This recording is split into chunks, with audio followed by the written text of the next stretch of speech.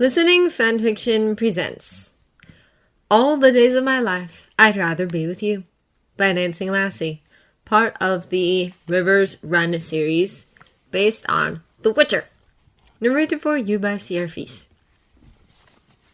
According to the message Duba just had delivered to him, Geralt has been camping near her banks for the past 3 days, which is why Jaskier is horribly confused when Trava comes bursting into his room at Mama's to tell him that the Witcher is currently near Jaskier's own river. Geralt can't have traveled south so fast, and he knows now how Jaskier feels about his river. He knows Jaskier avoids that particular water coast like the plague, so why would the Witcher be there now? He knows this is the time of year Jaskier seeks him out again.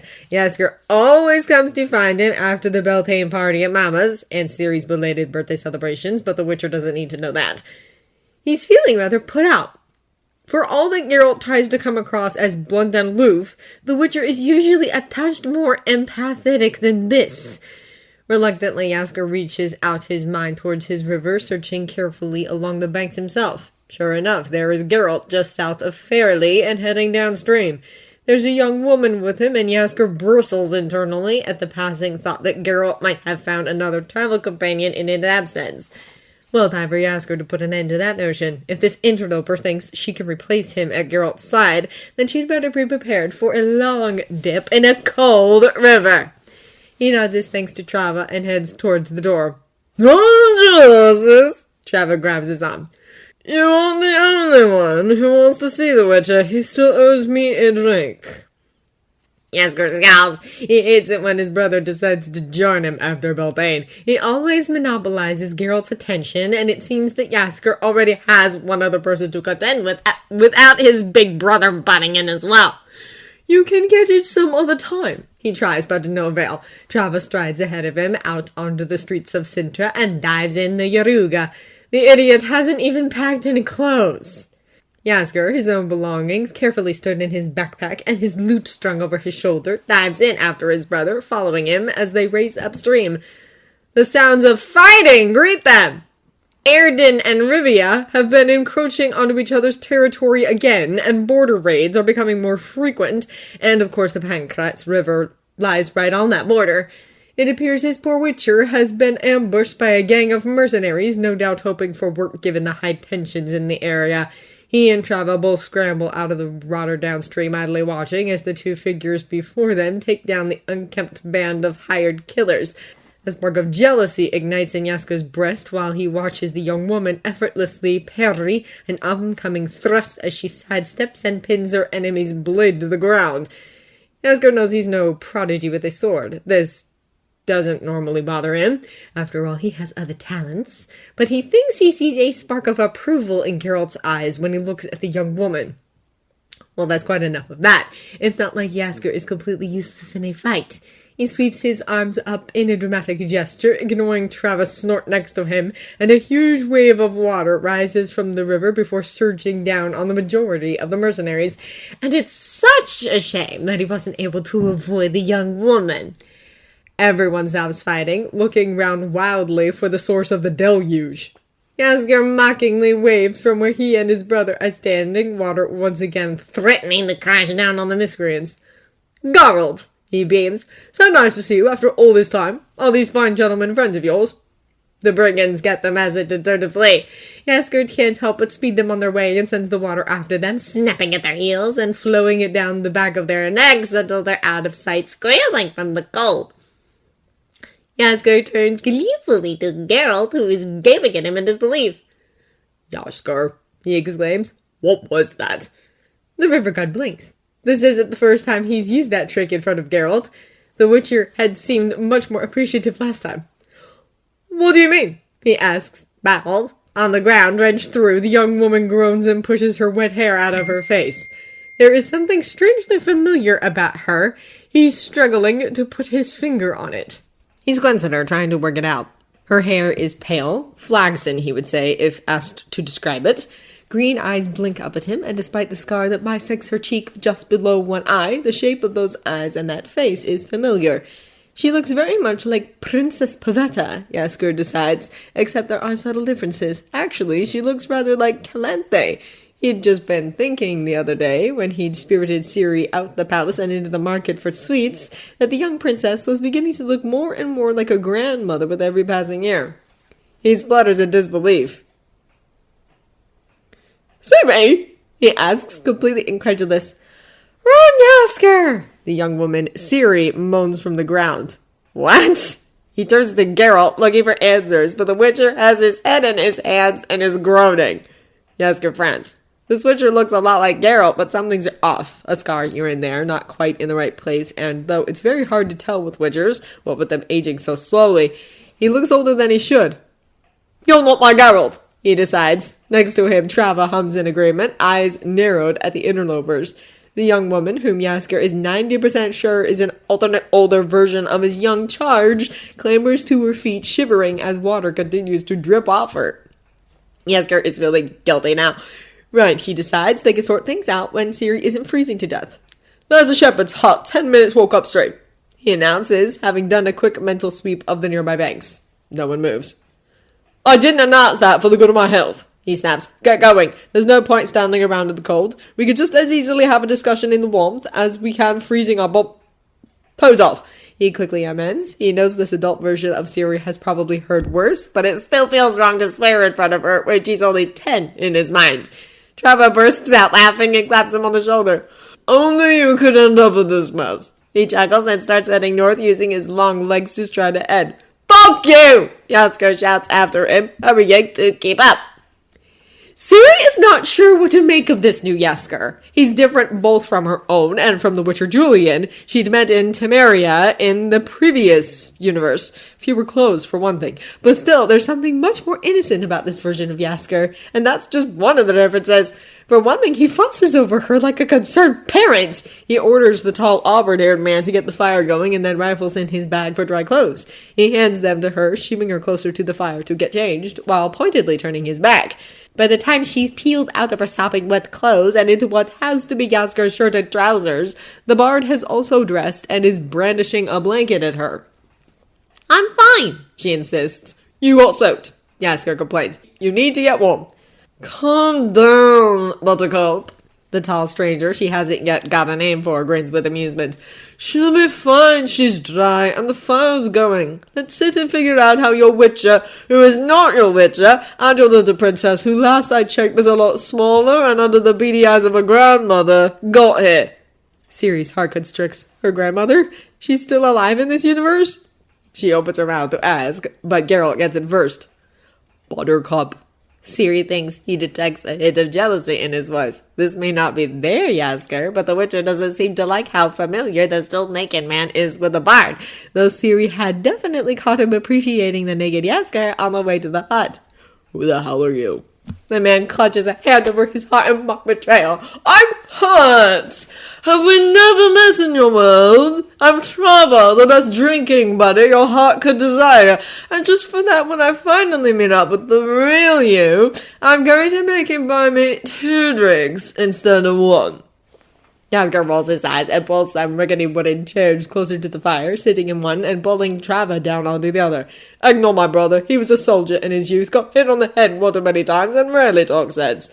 It may be Ciri's imagination, but she thinks Geralt's shoulders relax slightly at the word brother. "It's an unusual name," Ciri comments, trying to ease the tension in the room with small talk. "Did your mother name you after the river?" Trava grins mischievously. "I guess you could say that. If you don't behave, I'll find out a way to bloody drown you in it again." Jaskier mutters, earning himself an elbow in the ribs from his brother. No, I'm not about to tell all my secrets to a couple of strangers. They may have familiar faces, but that's no reason to trust them." Trava is still smiling, but his eyes are sharp and focused intently on Ciri and Geralt. "We had an accident, a magical accident." Geralt, as always, is king of the understatement. He is staring at this universe's version of Jaskier. Ciri can practically see the cogs turning in his mind as he tries to catalog the differences between the man before him and the one he knows. He doesn't elaborate, so Ciri rolls her eyes and picks up the tale. She tries to explain about the monster, how it chased them, and how she opened a portal to another universe in an attempt to escape it. "Portal to another universe?" Jaskier interrupts incredulously. No, I absolutely forbid it. You're not allowed to be able to do that. He narrows his eyes at her. When did you learn how to do that? He demands. What age? I need to know when my hair is going to go grey. Both Trava and Geralt snort with laughter at the bard's outburst. Your little princess is going to keep you on your toes, his older brother announces with glee, and it's strange seeing them together. The Jaskier she knows has never mentioned a brother and doesn't seem especially close to his family. Not like this Jaskier is with Trava. I'm sorry, Ciri interrupts, but when did we first meet in this universe? Jaskier stares at her disbelievingly. What do you mean? I've known you your entire life. I first saw you the day after you were born. You see me every year, the day after your birthday. I got you your favorite toy. He looks at her, unsure and uncertain. Is that not the same in your world? She shakes her head. I didn't meet you until after I'd met Geralt, when I was 13 or so. An unexpected stab of guilt troubles her as the bard's face falls. This Jaskier is obviously very close to this world's version of her. No wonder he fussed over her so much. Do I come with you when you go to visit? Geralt asks, attempting to lure a now subdued Jaskier back into the conversation. Don't be silly. The bard huffs, obviously still hurt by the revelation that she doesn't have the kind of relationship with her version of him that he expects. Galade would string you up in battlements by your intestines if you dared set foot in Citra. Besides, you're too busy running from destiny. He sneers the last part, though it seems you've got over that. Geralt doesn't rise to the bait. I had to. And how precisely did that happen? Jaskier sniffs disdainfully. Surprisingly, it's Trava who comes to their defense. Don't answer that. We don't want what happened in some other universe to cloud our judgment when making decisions in this one. We've already proven that our difference is enough that any information you give us could prove useless. Let's not torture ourselves in years to come with what if. Geralt nods approvingly, and though Jaskier crosses his arms mulishly, obviously still put out, he doesn't contradict his brother. Alright, so, you created a portal to another universe. But what happened to me? You've obviously lost me. He looks accusingly at Geralt, though Ciri notices that the bard can't seem to bring himself to glare at her the same way. His look automatically softens when it lands upon her. Ciri gulps, remembering Jaskier clutched in the monster's grasp, the portal closing around him. The portal collapsed when he was coming through, she admitted. We don't know which universe he ended up in. We're trying to track him, but so far we haven't got the right one. So you just end up finding alternate versions of my brother, Trava correctly guesses. This is only the second universe we've tried, but essentially yes, Geralt confirms. It still doesn't make any sense, Ciri snaps out frustrated. Something about their arrival in this universe has been bothering her. I was so sure that I had latched onto you when we came through. We should have landed right next to you. But it took you a day and a half to get to us. You weren't anywhere near here. Jaskier and his brother exchange meaningful looks with one another. Well, I wouldn't say that. You did, in a way, land right next to me. What does that mean? Geralt narrows his eyes. Look, what is this river called in your universe? It doesn't exist in my universe, Geralt tells him. Whoa! Jaskier looks unsure for a moment before plowing on. Well, this river is the Pankratz. Geralt furrows his brow. Like your family name. This draws a blank from both brothers. Julian Alfred Pankratz. Geralt elaborates, Viscount the Lettenhove. Jaskier is silently mouthing the words Julian Alfred to himself, sadness clouding his face. Trava looks at his brother in concern. No, the naked man places a hand on his brother's knee. Not like that. Numa named Jaskier after the flowers that lined the banks at the spot where he was thrown in the river as a babe. Thrown in? Ciri gasps, horrified. Jaskier gives her a melancholy smile. Drowned, he confirms. Then brought back as the god of this river. So, as you see, you landed right next to me, after all. What the fuck? Ciri and Geralt just stare at him in amazement. Jaskier just shrugs. I suppose it makes sense, he says bitterly. I like to think of myself as the pivotal part of me. It can be so easy to forget how large I actually am. But never forget, Trava, god of the river Trava, attempts to lighten the mood. I am larger. Jaskier snorts. Keep telling yourself that if it makes you feel better. He looks intensely at Ciri and Geralt. It seems as if you're in the wrong universe still. What will you do now? Ciri closes her eyes and reminds herself that this is only the second universe they've tried. The Fates were never going to make it easy for them to find their Jaskier. We try another one after I've had a chance to rest. It takes a lot of energy to create a stable portal that others can traverse through. I don't think I'll be able to do it again until the day after tomorrow. Not unless Yennefer manages to get in contact with some new information. Geralt confirms. It's as though he'd dropped a bomb in the middle of the room. Travis springs up, face red, and a mask of pure anger.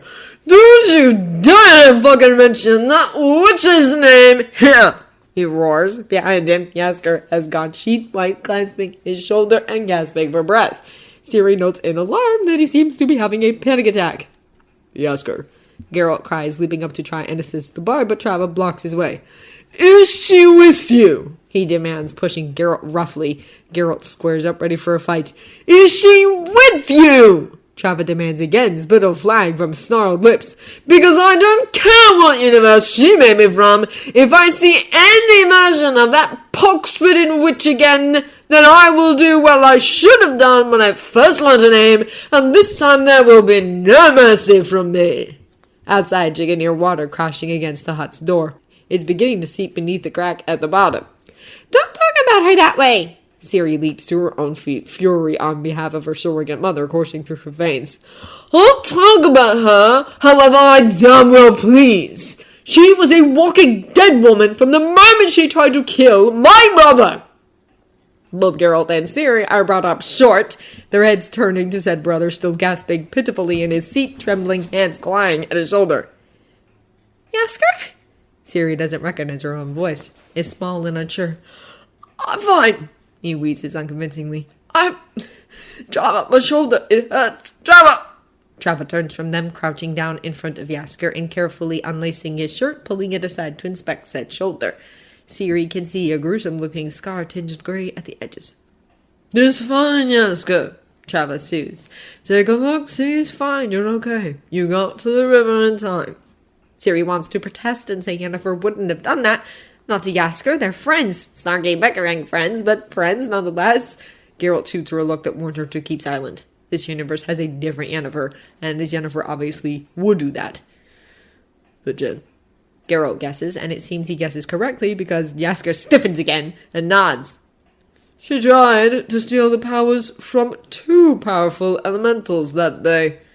He rasps. Luckily for me, you got me through the Pontar in time. I was able to begin healing in his waters until I was strong enough to make it back to Mama's river. Mama? Ciri wonders aloud. The goddess of the Yaruga. Trava returns to his seat. Our mother and possibly a useful ally to yourselves. She's one of the most powerful beings in this world. She may have some idea of how to help you. We would be grateful for any aid you can offer us. Geralt accepts. Then we need to get to Sintra. Trava turns to her. Would you be able to make a small portal within this universe? Otherwise it would take you several weeks to get to Mama's. You can't travel this weekend. She lives by the docks. She ponders this. A portal within this world should be doable. She nods. I hate portals. She hears Geralt grumble behind her as she opens one and immediately steps through onto a busy street, the others following close behind. Sintra is just as she remembers it before Nilfgaard destroyed it. It's as it was when her grandmother was at the height of her power, and there had been no doubt in Ciri's mind that Sintra would always stand tall. Geralt grips her shoulder in sympathy, guessing her thoughts. She blinks back tears and turns around slowly, determined to take it all in, aware she's unlikely to get this chance again. She notices that passers-by skirt unconsciously around them, not even glancing up. No one seems to have paid the slightest bit of attention to the small group that has just appeared out of nowhere onto one of Sintra's busiest streets. Especially odd, given how one of them is still naked! Jaskier winks at her, pale face beginning to gain some of its usual color. Rivergold trick, he whispers furtively before leading them towards a nondescript house and pushing open the door. We've got company! He hollers, then turns back to Geralt and Ciri. This might be a bit hard for you, but remember, Mama is not your god. Ciri wonders what on earth he means until she enters the room Jaskier has just repelled her into and comes face to face with the Yaruga! She drops to her knees in an instant and is only vaguely aware of Geralt doing the same next to her. Before her is a goddess! Ciri wants her to come closer so that she can rest her head against this divine being's feet and kiss them. She would do anything for just a smile, anything! Then the light surrounding the elven woman's golden head seems to dim a little as she draws more of herself inwards, hiding it from their view. Part of Ciri wants to cry, beg for the light back, but another part of her is her own rational voice, and while quiet, it whispers that this glorious goddess is not hers. You, the Yaruga's voice is soft and melodic, are not from this world. Geralt feels like he's gone 10 rounds with the self-game when all he's actually done is spend 10 minutes in the presence of Jaskier's mother and answered a few quick questions. It had been a relief when she'd swept out with promises to look into their dilemma. It had felt like his mind had slowly returned to him, trickling back into his brain and leaving him feeling distinctly hungover. Up you get, Jaskier urges, hauling him to his feet and over to a divan, depositing him carefully. I'll get you a glass of water. I have to say, well done. I was half afraid Mama was going to turn your brain to mush. Does she often have that effect? Geralt groans. Let's just say there is a reason she doesn't go out in public. I'd say that'd be a riot, but I think mass worship is the more accurate assumption. He leaves Geralt and Ciri alone in the room as he goes to fetch them the promised water. They're not alone for long. A plump brunette peeks her head round the door and squeals at the sight of them. Oh, Ina, Trava was telling the truth. Look at them! She waltzes over and proceeds to poke Geralt's cheek, ignoring his growl. Who the hell is this woman? It's uncanny. You look almost exactly like him. Yaska's head must be spinning. We must find the other you. Just imagine the two of you in one room. My poor baby brother's head might just explode. Let's avoid any exploding heads if we can possibly help it. A stern voice chimes in. But Ina! And it whines, and Geralt recognizes the name Ina as a river in his own world, but Edda is a mystery to him. Look at him! She pokes him again.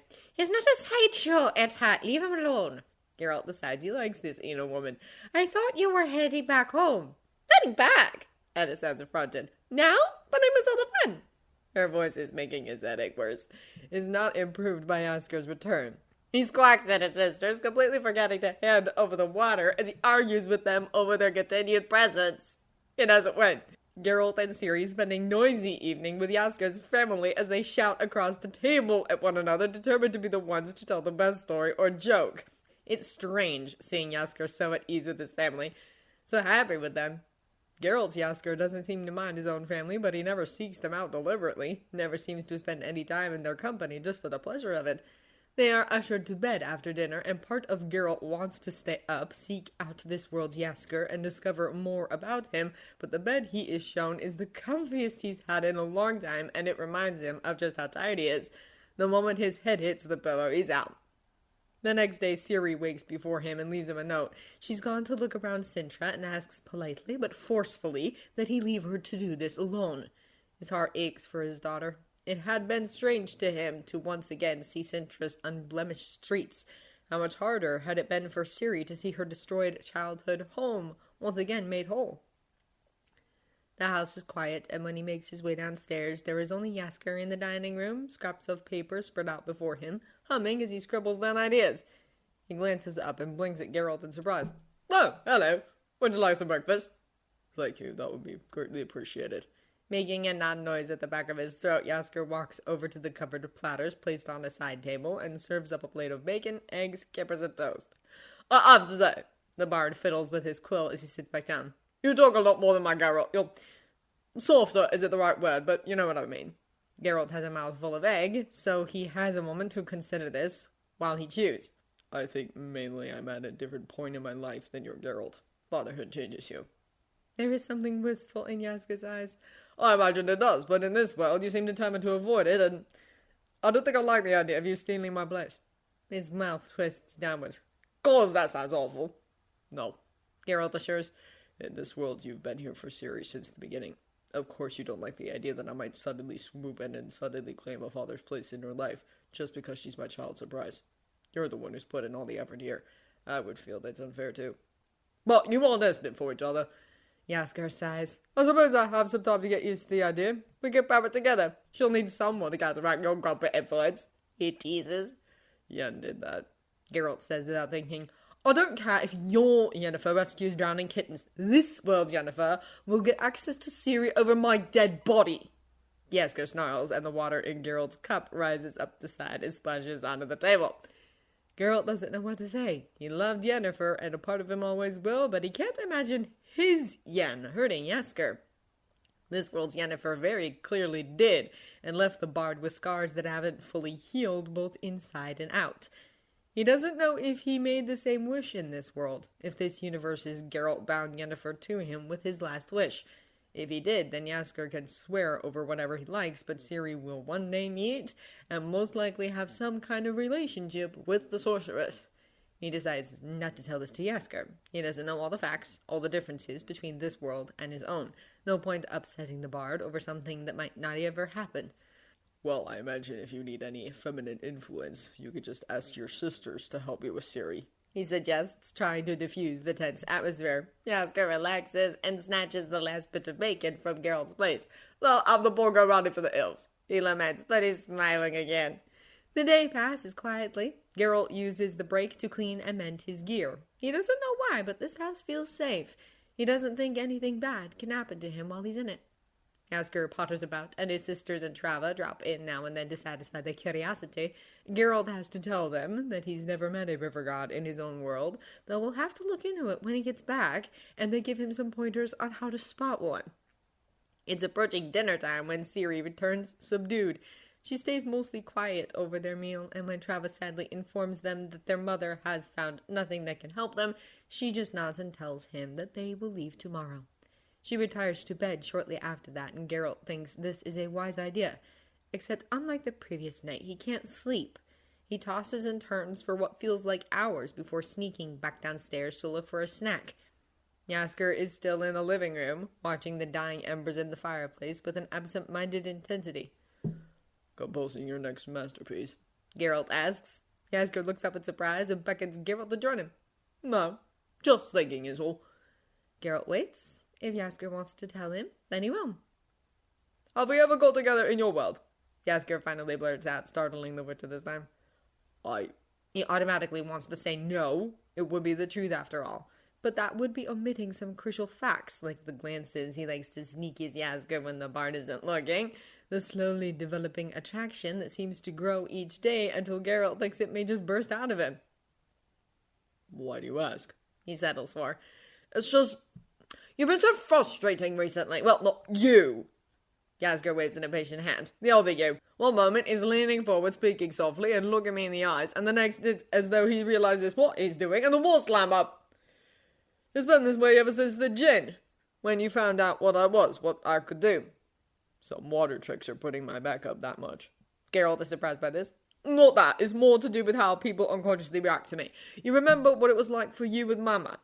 Geralt does. He remembers thinking that this woman held the secrets of the universe in her elegant hands, that the only way he was worthy of her presence was on his knees, forehead pressed to the ground in supplication. Well, we all have a bit of that. It's nowhere near as strong, and it affects different people to varying degrees, but I have never found my welcome lacking when I enter an inn, and people naturally able to please me.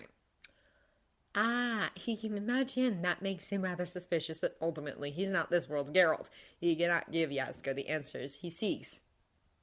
Give him time, is the only advice he has to offer. If we're at all alike, then you should know we treat romance like a potential unknown monster. Let him work things out in his own head. He silently wishes his counterpart better luck than himself. Jaskier sighs miserably, obviously not the answer he was hoping for, and gets up stretching. I should head to bed. He hesitates at the doorway. Good luck, Geralt. I hope you find your Jaskier soon. The next morning, the river gods insist on filling them up with a good breakfast before Ciri is even allowed to consider sending them on their way. Jaskier fusses over her, constantly refilling her plate, while his brothers sneak what she cannot eat onto his own. Ciri bears this with good humor, but insists after the third refill that they must be off. Jaskier pulls her into a hug, presses a kiss on the top of her head, and then hesitantly wraps his arms around Geralt. Geralt is, for a moment, overwhelmed with the sensation of water lapping against him, but it fades quickly, and he gruffly tightens his own arms around the river god, ignoring his daughter's raised eyebrow. Good luck. Jaskier wishes them both, releasing the Witcher and stepping back. I hope you find me soon. Ciri grins at him, opens a portal, and they step through. End of All the Days of My Life, I'd Rather Be With You by Dancing Lassie. If you enjoy this recording or the content, feel free to leave a comment below or a review at the original story from the link in the descriptions. Thank you for listening.